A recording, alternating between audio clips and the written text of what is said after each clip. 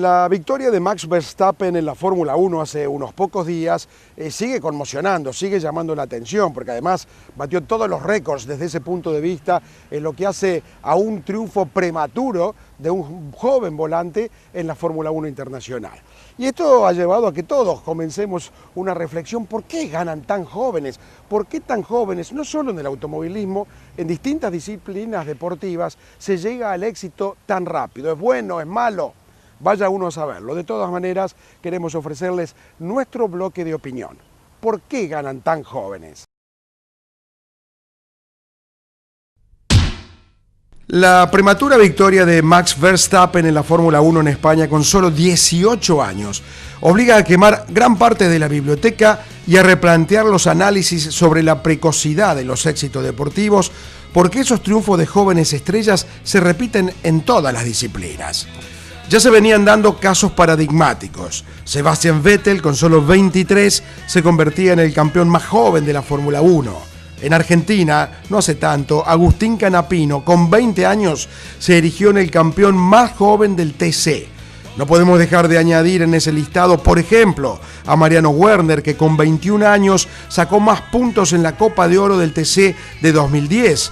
O el malogrado Guido Falaschi, con 20 años fue campeón del mini torneo de Top Race, o Mauro Gialombardo, con 22 años, que fue campeón del TC, entre otros destacados logros de muy noveles pilotos. La pregunta espontánea que surge es: ¿por qué ganan tan jóvenes? ¿Son mejores? ¿Tienen más condiciones? Son varios factores que se suman y me aventuro a enumerar algunos de ellos. Hoy en el país se puede correr con 15 años y la autorización del padre. Ello conlleva una ventaja enorme. Luis Di Palma, por ejemplo, causó sensación en 1963 con 19 años, cuando se entremezclaba con los grandes del TC, que eran el señor Emiliosi, el señor Menditegui, el niño Rolo de Álzaga, grandes en trayectoria, pero también en edad, sobre todo en aquella época. No olvidemos que Juan Manuel Fangio alcanzó su primer título mundial con 40 años. Además, 40 años de aquel entonces, cuando una persona de esa edad parecía un veterano de 70 de hoy. Ahora el automovilismo para algunos es un muy buen negocio. Hay equipos que invitan, pagando ese derecho de piso, a probar autos importantes a pilotos jóvenes con talento que de ese modo tienen la chance de mostrarse y aprender. Antes eso no ocurría. Paralelo a esto se da que en Argentina y el mundo hay gente de muchísimo dinero que encontraron en el automovilismo un lugar donde gastar esos billetes, dándole el gusto a sus hijos y de paso disfrutando ellos de ese mundillo con cierto glamour. Hay muchos autódromos, aunque pocos en condiciones, que facilitan pruebas, entrenamientos, aprendizaje a todos quienes quieran acercarse. Esa chance en otros tiempos no existía. Hoy, hasta nosotros, periodistas, tenemos la posibilidad de vivir la experiencia de manejar y acompañar a volantes consagrados con el bagaje de docencia que eso significa. Imagínense chicos con talentos que tengan esa oportunidad, que absorben esa enseñanza como una aspiradora. Hoy hay un karting profesionalizado. Con 11, 12 años hay chicos con enorme experiencia de corredores de auto, con timing, roce, picardía, estrategia, con duelos rueda a rueda, con mentalidad y actitud de corredores de verdad. Cuando pisan una pista, ya están en su hábitat natural, tengan la edad que tengan y necesitan muy poco tiempo de adaptación. Los simuladores. Hoy estos juegos cibernéticos permiten conocer un autódromo cualquiera del mundo como si estuviera entrenando todo el tiempo, con vibraciones, ruidos, radios de giro ideal. Una ventaja enorme. Siempre se dice que Lewis Hamilton irrumpió con semejante éxito en la Fórmula 1 porque además de sus condiciones naturales, fue un piloto de laboratorio. Aquí pasan casos muy parecidos.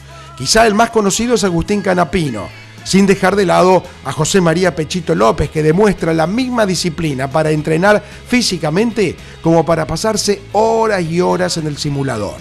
Como en todos los órdenes de la vida, hoy los jóvenes son más irrespetuosos y en una disciplina tan personalista, ¿por qué no decirlo, tan egoísta? Eso no es malo. Antes un piloto joven, si estaba delante de un Traverso en Argentina o de un Schumacher en Fórmula 1, por ejemplo, sentía la presión y se corría para dejarlo pasar. Hoy no les importa nada. Estos, creo, son algunos de los muchos factores que inciden. La suma de todos ellos hace que hoy en todas las disciplinas deportivas y también en el automovilismo los jóvenes alcancen objetivos antes impensados. De todos modos, dos reflexiones finales. Lo de Verstappen es resultado de todo lo anterior más una cuota mayúscula de talento excepcional. La otra, y esto va para nosotros, los más grandecitos, no nos desalentemos. Pese a todo, la experiencia sigue siendo un plus invalorable que a la larga prevalece.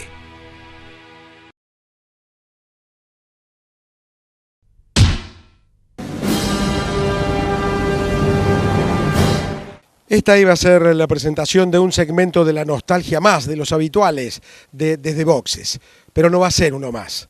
Se convierte en un homenaje a Andrea Bianini, quien hace muy pocos días nos dejó a los 73 años.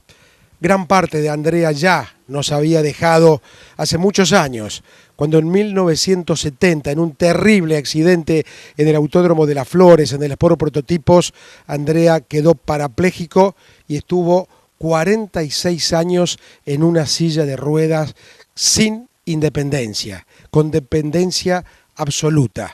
Pero su cabeza fue lo suficientemente libre como para seguir viviendo a fondo, con sus limitaciones, como pudo. Un hombre que era el ícono de los jóvenes de la década del 60. Rápido, arriba y abajo del auto, simpático. Era el playboy del momento y era un gran piloto. Recordamos a Andrea Bianini.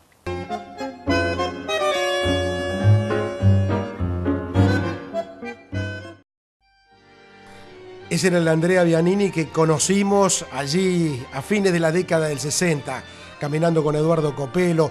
Era un hombre de una enorme vitalidad, carismático, agradable, simpático. Era, como lo señalaba en el inicio de esta nota, un playboy en el que todos querían verse reflejados, porque en Buenos Aires era el hombre de los boliches, casado con una mujer de alta alcurnia.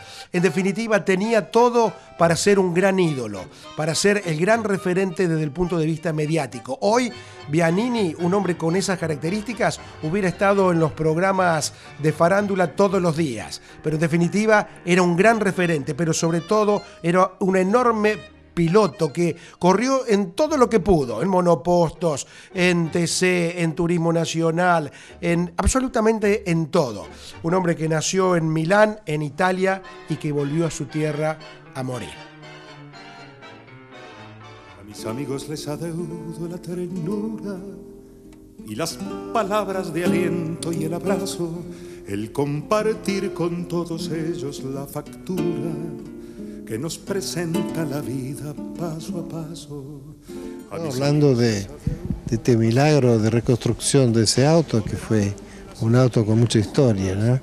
y que me dio enormes satisfacciones y que, digamos, dio vuelta un poco toda una problemática de categoría que había una evolución en curso y fue, creo, uno de los primeros en confirmar lo que vino después, ¿no? Es exactamente lo que vos decís, porque primero es un milagro, porque vos corriste con muchos autos, pero la gente te recuerda con la garrafa.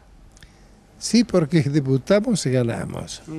Y está el autódromo lleno, fue un día muy particular porque corrían también los Ford del equipo Steven, creo, del equipo Ford. Hubo ese famoso accidente donde se corrió nafta por todos lados. Año 67. 77. Y bueno, gané. Tuve la suerte de ganar después de una terrible pelea con Pirin Gradassi, con el Torino. Era la época de los Torinos, que nos masacraban a todo el mundo, y llegábamos nosotros y cortamos la racha.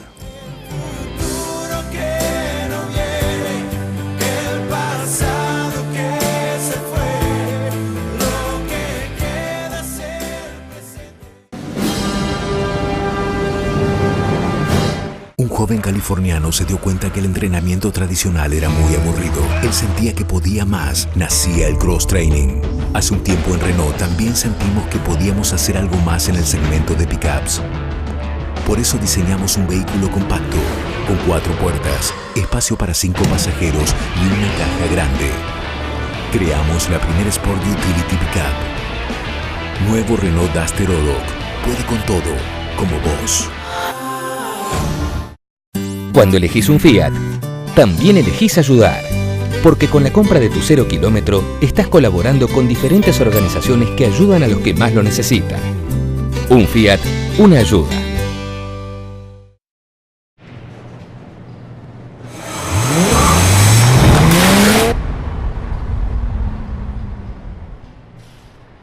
Volkswagen. En Ford, creemos que se puede salvar una vida con un airbag y con un libro.